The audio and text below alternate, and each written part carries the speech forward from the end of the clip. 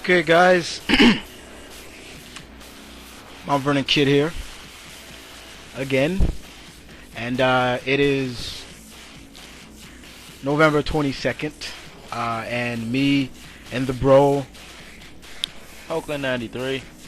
just watched, and we're here to give our review on the Survivor Series of 2009. Hope everybody is well on their end. So let's get started, shall we? So the Survivor Series starts off, the traditional opening showing all the past Survivor Series and all the survivors of the past competitions. And then we get into the matches. And the first match on the card was, which I'm going to let the bro handle, Team Miz versus Team Morrison. Team Miz was led by, of course, The Miz, followed by Drew McIntyre, Sheamus, Dolph Ziggler, and Jack Swagger versus Team Morrison. Morrison led Evan Bourne, Shelton Benjamin, Matt Hardy, and the Irishman himself, Finlay. Now, I'm sound happy here, but now I'm gonna get down to the nitty gritty. Maybe you'll be biased here. Team Miz won, but it's how they won. They made them look so powerful. Yes, the Morrison got Ziggler and Jack Swagger out, thanks by Evan Bourne and who eliminated Swagger. But doesn't matter.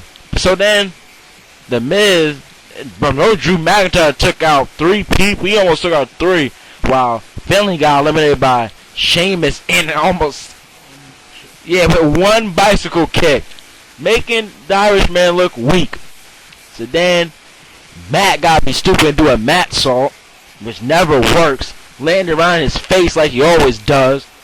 And then Shelton, who barely got hurt, got eliminated by The Miz with the skull crushing finale. And then it's just John Morrison by himself. And we're thinking that he's going to pull off another Shawn Michaels. But he gets eliminated by Sheamus with now that's officially the Celtic Cross, a.k.a. the Razor's Edge. So Team Miz win with only 3. Him, Sheamus, and Drew McIntyre. The so-called future of the WWE. That's right, people. For all those Miz heads out there, I don't give a fuck who this guy is. I don't care how much you like this guy, but you gotta admit that this guy gets way too much pushes. I believe that, like we said before, me and the bro, the WWE sees something in this guy. But we will give Miz his credit where it's due. He does his job right with getting heat. When the crowd boos him, he's literally getting booed. He gets his pay for being a hated wrestler. But the way Morrison's team lost was just like, come on. Too weak. They pushed Miz's team like they're the future of the WWE. So we had a problem with this match. Next match on the card which was supposedly building up since Bragging Rights. Now, anytime Batista has a match with another face, or now he's a heel, and he has some kind of logic behind why he's doing this, it never makes any goddamn sense. Okay? It started with Shawn Michaels. Shawn Michaels was in a match with Ric Flair.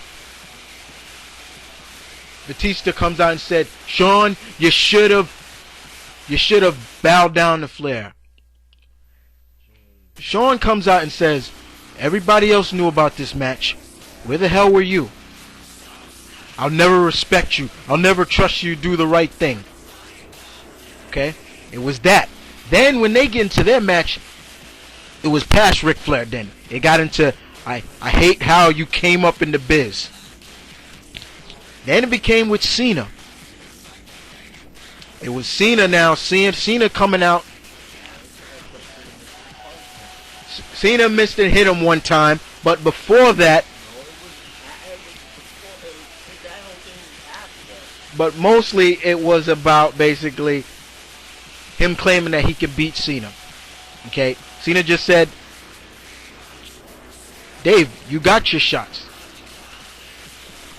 You go back down now, and so it's no different between now with the Batista and Rey Mysterio match. You're supposed to be my friend. Dude, it's a fatal four-way match. Every man for themselves. Friendship is put aside. Shawn and Triple H have no problem with that. But to the match at hand, it started off with Rey just basically, it started off with Rey being the usual fast-paced match. But you knew something was up soon as Rey started going for too many 619s. 619 in the gut. 619 again in the gut. Again. He tries to go off the rope with a splash. Gets kneed. Batista spears. Gets up. Spine buster. 3 Batista bombs. Ref stops the match. Okay. Batista gets a chair. Sits down for some reason and just stares at him, basically drenching his perspiration over poor little Rey. And then all of a sudden gets up, picks Rey up, and spine busters him on the chair. End of discussion. Now what kind of match was that? But moving on along, the next match was Team Orton versus Team Kingston. The Viper leading Legacy, Rhodes, and DiBiase. Leading William Regal and CM Punk, who looks like he's using something, but he says he's not.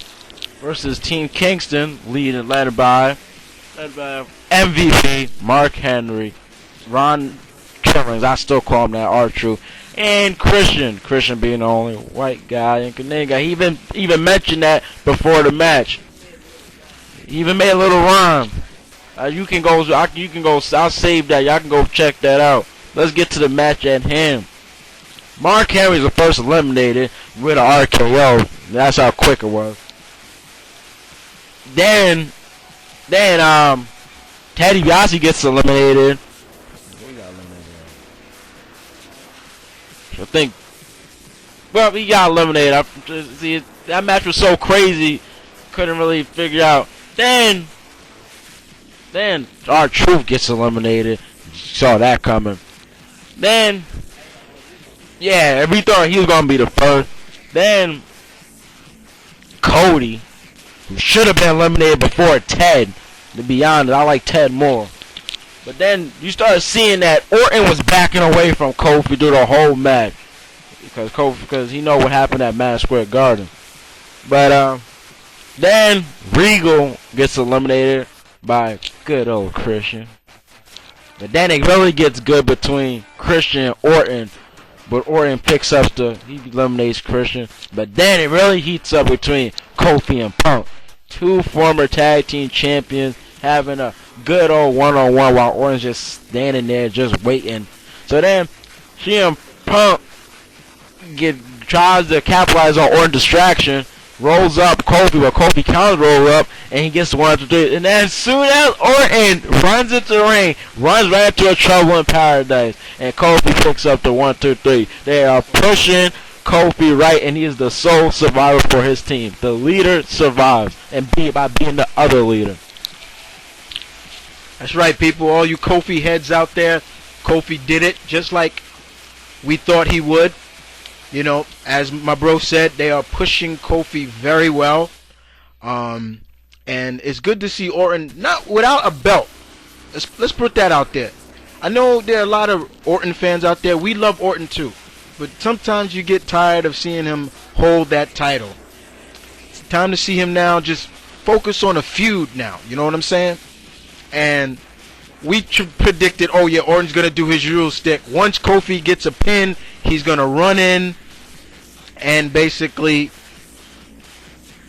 RKO Kofi, and match was gonna be over. But Kofi rolled up, made sure he was focusing right on on Orton. So when Orton ran in, trouble in paradise. That was probably one of the best matches of the night before the two matches.